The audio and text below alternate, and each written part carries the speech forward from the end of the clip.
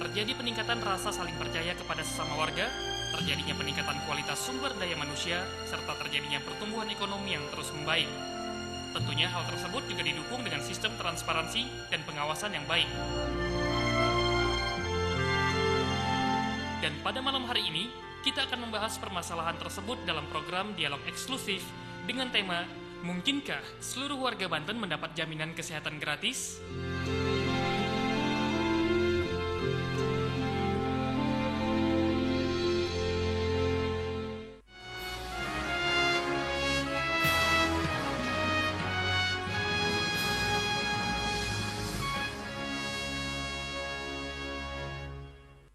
Assalamualaikum warahmatullahi wabarakatuh. Selamat malam pemirsa Banten TV dimanapun Anda berada. Senang sekali kembali malam hari ini. Saya Vika Normalita dan tentu saja dengan Oscar Haris kembali memandu dalam dialog eksklusif.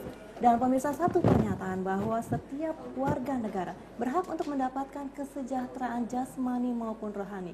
Namun apa yang terjadi? Ternyata masih saja warga tidak mampu, tidak merasakan pernyataan tersebut. Betul, Oscar? Benar sekali. Dan tadi kita sudah melihat seperti apa viti-vitinya dan itu mencerminkan seperti apa potret kesejahteraan masyarakat Indonesia pada umumnya dan Banten khususnya ya. Betul Dan tadi kita sudah melihat baik dari kesejahteraan untuk jasmani dan rohaninya seperti apa. Dan baik pada malam hari ini kita akan membahas tema yaitu Mungkinkah seluruh warga Banten mendapat jaminan kesehatan gratis? Dan pada malam hari ini kita sudah kehadiran beberapa orang narasumber. Bisa diperkenalkan, Oscar? Ya, yang pertama yaitu Dr.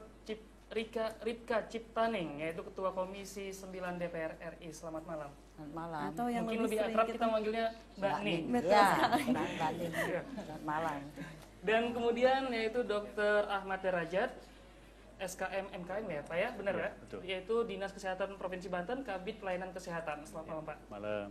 Dan kemudian Dr. Ira SPOG. SPOG. Oh ya, maaf. Ya, ini peserta Sekolah Demokrasi. Dan malam hari ini kita sudah kehadiran audiens kita dari Sekolah Demokrasi. Bisa dilihat langsung. Dan ini sudah banyak berkumpul ya teman-teman dari Ya, Sekolah kita Demokrasi. bisa langsung menyapa. Selamat malam. Oh, punya bendera tersendiri ya. Baiklah, dan malam hari ini terkait dengan tema mungkinkah seluruh warga Banten mendapat jaminan kesehatan gratis. Saya pertama kali akan langsung menanyakan kepada tentunya dari Dinas Kesehatan dulu. Untuk mengenai jaminan kesehatan untuk Jamkesmas sendiri. Bagaimanakah persyaratan yang dapat untuk mendapatkan Jamkesmas ini? Untuk mendapatkan Jamkesmas, kita kan ada verifikasi dari masing-masing kabupaten kota.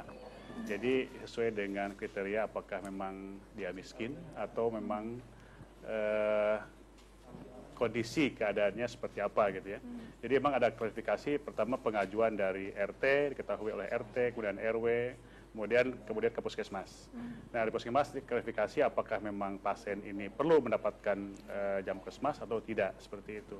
Jadi memang persyaratan yang mutlak sih sebetulnya tidak ada, hanya kriteria mungkin untuk masyarakat yang tidak mampu untuk berobat ke puskesmas, kemudian pendapatan per kapitanya dia di bawah 10.000 per hari juga itu suatu sorotan untuk memberikan bantuan tentang kartu Jamkesmas. Gitu. Oke. Ya. Baik, dan Mbak Ning, kalau kita lihat kan sudah ada satu undang-undang yang tersendiri untuk jaminan kesehatan nasional seperti itu. Dan bagaimana dalam pengawasannya sendiri nih? Karena ternyata masih banyak kasus yang kita temukan seperti itu. Ya, kalau tadi Dokter Derajat mengatakan ada kriteria, sebetulnya kita kembali saja pada konstitusi negara kita ya kan. Tadi juga pembawa acara bahwa setiap warga negara harusnya kalau untuk kesehatan udah nggak ada lagi kriteria. Saya tadi mau berangkat ke sini ketua fraksi. Nah ini DPRD loh. Mau masuk harapan kita harus operasi jantung 200 juta. Dia pakai harus SKTM loh, pakai Jamkesmas. Secara nasional pemerintah nggak bakal ngasih Jamkesmas. Dia dewan. Tapi kalau udah urusan jantung 200 juta nggak punya duit ya.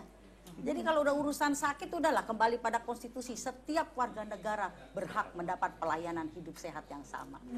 Jadi udah nggak usah pakai lagi kriteria dan itu tanggung jawab negara. Baik. Nah, Dan jadi tadi kita harusnya juga semua. Yang menjadi judul kita pada malam hari ini yaitu mungkinkah warga Banten mendapatkan pelayanan kesehatan secara gratis. Dan tapi kita melihat tadi Viti, itulah realita yang terjadi pada saat ini. Bagaimana kalau Harus Mbak Nini mungkin, sendiri? sebetulnya harus semangatnya mungkin. Ini kan salahnya negara mengolah, ya kan? Yang harusnya kesehatan itu orientasinya sosial, tapi karena pengaruh globalisasi atau kapitalisme, sekarang sudah bergeser ke komersial. Kalau sekarang semua RSUD aja sudah semangat ya bikin VIP, kelas 1, kelas 2, semua dikomersilkan, ya jadi akhirnya begitu. Jadi porsi kelas 3, porsi rakyat akan berkurang. Sehingga yang pakai Jamkesmas sendiri aja untuk mendapat pelayanan akan kurang. Semua mengadu ke saya, Bu, saya pakai Jamkesmas, tapi selalu dibilang kelas 3 penuh, Bu. Banten sendiri 12 juta rakyat, bagaimana mau mengakses? Orang kelas 3-nya aja nggak sampai 1000. Saya punya datanya, cuma 860 tempat tidur itu dari VIP sampai kelas 3. Kelas 3-nya cuma 220 loh. Lah mau Jamkesmas berapa? Saya tadi tanya Dr. Derajat, Jamkesmas tagihannya 48 miliar. Tapi kalau cuma tempat tidurnya 220, kemana dia? Makanya Komisi 9 mau minta KPK mengaudit dana Jamkesmas. Oke, baik.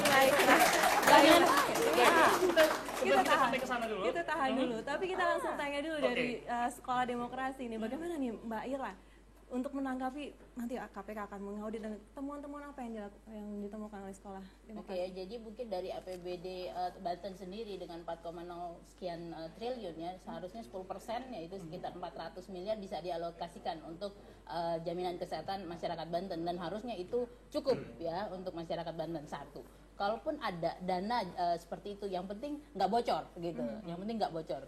Dua, yang ketiga aplikasinya. Tadi Pak Derajat sendiri sudah bilang gampang kok ke RT RW. Cuma masalahnya di sinilah ada kolusinya yang luar biasa. Ada calo-calo Jamkesmas yang kita temukan. Lalu yang harusnya nggak dapat malah mungkin dia double nih, punya Askes juga, punya Jamkesmas juga. Kalau menurut Bu Ira sendiri ada dana-dana yang bocor di situ?